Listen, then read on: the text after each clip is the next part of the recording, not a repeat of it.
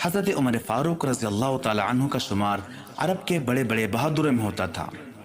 اسلام قبول کرنے سے پہلے حضرت عمر رضی اللہ تعالی عنہ مسلمانوں کے سخت دشمن تھے اور رسول اللہ صلی اللہ علیہ وسلم کے قتل کے فکر میں رہتے تھے۔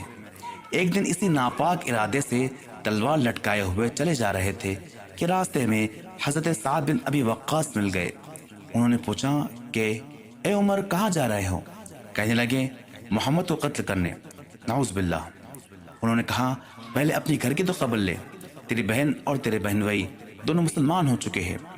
یہ سننا تھا کہ حضرت عمر رضی اللہ تعالی عنہ غصے سے بھر گئے اور سیدھے بہن کے گھر گئے اور دونوں کو خوب مارا، یہاں تک کہ بہن خون سے لہولہان ہو گئی۔ اس مار پیٹ کی وجہ سے حضرت عمر رضی اللہ تعالی عنہ کا غصہ ٹھنڈا ہو گیا۔ انہوں نے کہا کہ مجھے وہ صحیفہ دکھاؤ جو تم لوگ پڑھ رہے تھے۔ بہن نے کہا نہیں، تم ناپاک ہو اور ناپاک اس کو ہاتھ نہیں لگا سکتے۔ لہٰذا انہوں نے غسل کیا اور بہن سے قرآن لے کر پڑھنا شروع کیا۔ قرآن پڑھتے ہی ان کی حالت بدل گئی، فوراً حضور اقدس صلی اللہ علیہ وسلم کی خدمت میں حاضر ہوئے اور مسلمان ہو گئے۔ صحابہ کرام رضی اللہ تعالیٰ عنہ اجمعین کو آپ رضی اللہ تعالیٰ عنہ کے اسلام لانے سے بہت خوشی ہوئی اور اس زور سے اللہ اکبر کا نعرہ بلند کیا کہ سارا مکہ اس نعرے سے گونج اٹھا۔ حضرت عمر فاروق رضی اللہ تعالیٰ عنہ کی بہادری سے کون ناواقف ہوگا؟ ساری دنیا ان کی شجاعت و دلیری کا اعتراف کرتی ہے۔ شروع اسلام میں مسلمان کعبے کے قریب نماز نہیں پڑھ سکتے تھے، لیکن حضرت عمر فاروق رضی اللہ تعالیٰ عنہ کے اسلام لاتے ہی مسلمان خانہ کعبہ میں کھلم کھلا نماز پڑھنے لگے۔ حضرت علی رضی اللہ تعالیٰ عنہ فرماتے ہیں کہ میرے علم کے مطابق ہر ایک نے ہجرت چھپ کر کی، لیکن حضرت عمر فاروق رضی اللہ تعالیٰ عنہ نے علی الاعلان ہجرت کی۔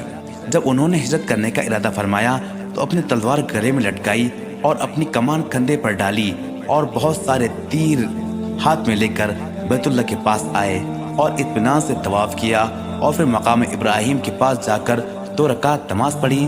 پھر مشرکین کے ایک ٹولی میں گئے اور فرمایا جو یہ چاہتا ہے کہ اس کی ماں اس کے مرنے پر روئے اور اس کی اولاد یتیم ہو جائے اور اس کی بیوی بیوہ ہو جائے، وہ مکہ سے باہر آ کر میرا مقابلہ کرے۔ اس کے بعد آپ رضی اللہ تعالیٰ عنہ نے ہجرت کی، مگر کوئی بھی آپ رضی اللہ تعالیٰ عنہ کا پیچھا کرنے کی ہمت نہ کر سکا۔ حضرت عبداللہ ابن مسعود رضی اللہ تعالیٰ عنہ فرماتے ہیں کہ حضرت عمر رضی اللہ تعالیٰ عنہ کا اسلام لانا مسلمانوں کی فتح تھی اور ان کی ہجرت مسلمانوں کی مدد اور ان کی خلافت مسلمانوں کے لیے رحمت تھی۔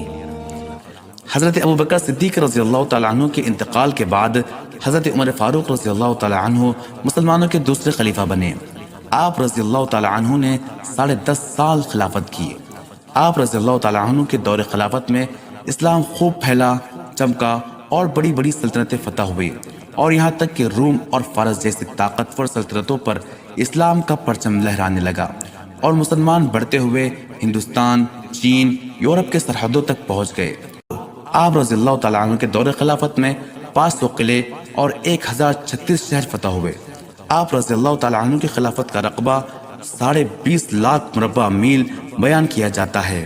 آپ رضی اللہ تعالیٰ عنہ کی فراست، بلند حوصلہ اور فتح کے سلسلے کو دیکھ کر ایک مشہور مستشرق کہتا ہے کہ اگر فاروق اعظم 10 سال اور دنیا میں خلافت کرتے تو پوری دنیا میں اسلام کے علاوہ کوئی دوسرا مذہب نہ ہوتا۔ حضرت عمر رضی اللہ تعالیٰ عنہ کی خلافت کا زمانہ بعد کے حکام اور خلفاء کے لیے ایک مثالی نمونہ ہے۔ اسلام سے پہلے دریائے نیل سوکھ جاتا تھا۔ مصر والوں کا عقیدہ تھا کہ دریائے نیل ہر سال ایک کنواری لڑکی کی بلی چاہتا ہے اور اس کے بغیر دریائے نیل جاری نہیں ہوا کرتا تھا۔ جب مسلمانوں نے مصر فتح کر لیا تو وہاں کے گورنر حضرت عمرو بن عاص رضی اللہ تعالیٰ عنہ نے فرمایا کہ اسلام میں یہ نہیں ہو سکتا۔ پھر انہوں نے حضرت عمر فاروق رضی اللہ تعالیٰ عنہ کو اس کی اطلاع دی۔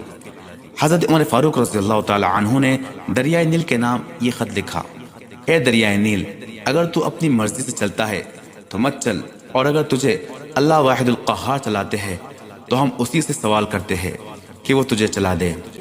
چنانچہ یہ پرچہ دریائے نیل میں ڈال دیا گیا۔ دوسرے ہی دن دریائے نیل پانی سے بھر گیا۔ اس دن سے آج تک دریائے نیل مسلسل جاری ہے۔ حضرت عمر رضی اللہ تعالیٰ عنہ نے بیت المال کا حساب رکھنے کے لیے کھاتا لکھنے کا طریقہ ایجاد کیا۔ کھاتے کا وہی طریقہ آج بھی رائج ہے۔ ملک کی پیمائش کا قاعدہ جاری کیا، مردم شماری کرائی، جیل خانے قائم کیے، پولیس کا محکمہ قائم کیا، نماز تراویح کو جماعت کے ساتھ پڑھنے کا اہتمام کیا۔ نماز فجر میں فیروز نامی عیسائی نے 26 ذی الحجہ کو آپ کو زخمی کر دیا، جس کے 3 دن کے بعد آپ کی وفات ہو گئی۔ محرم الحرام کی پہلی تاریخ کو تدفین ہوئی۔ حضرت صہیب رضی اللہ تعالی عنہ نے نماز جنازہ پڑھائی۔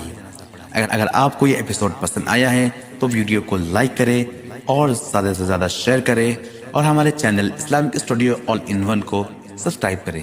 جزاک اللہ۔